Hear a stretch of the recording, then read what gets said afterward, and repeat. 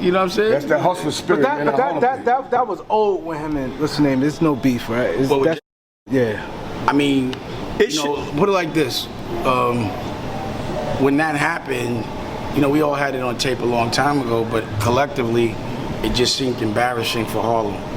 And, for me, family, if we truly are family, should be kept, families fight, but the rest of the world don't need to see that.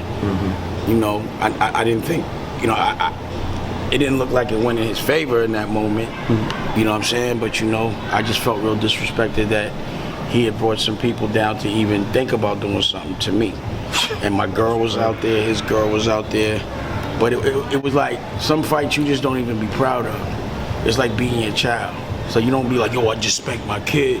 And I'm not saying he's my child, but I know him young, and it's like to see that version of him is a lot different. Like I said, his name was Jomo before Jim Jones. He became Jim Jones, but I know Jomo. So I'm not saying that's soft or whatever, but I know that version could not beat me. You know what I'm saying? And or at least I had to see. But either way, as a man, somebody comes to your establishment, it'd be like someone coming in here. It was the reason why when I had a barbershop, I would feel any kind of violation in the barbershop was a violation to me. Like, this is my spot, you got to take that up. And if you did something like rob somebody in my spot, now I got to come see you. And that type of stuff would happen. So I'm like, man, I get in so much trouble when I'm outside because I feel like I'd rather go out on my shield and get beat up.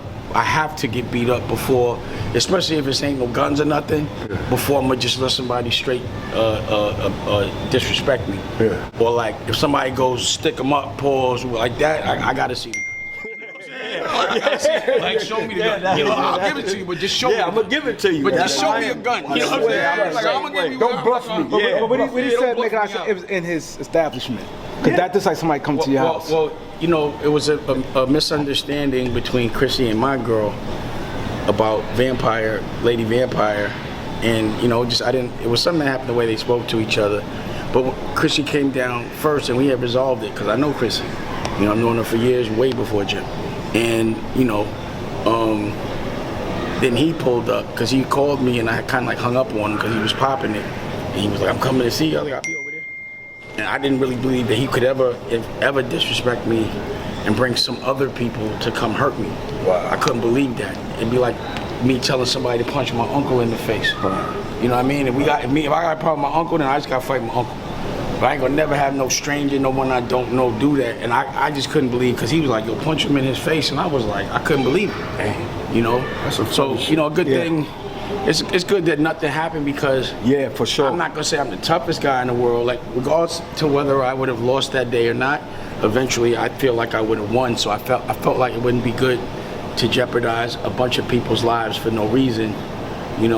Like again, a real friend is never gonna send someone else to put themselves in danger. You're gonna put yourself in danger before the people you care about. So I was just like, but either way, it wasn't nothing that we was all celebrating. It was like that was back. It was like we can't be the unit that we once was. Like I can't look at my brotherhood the same.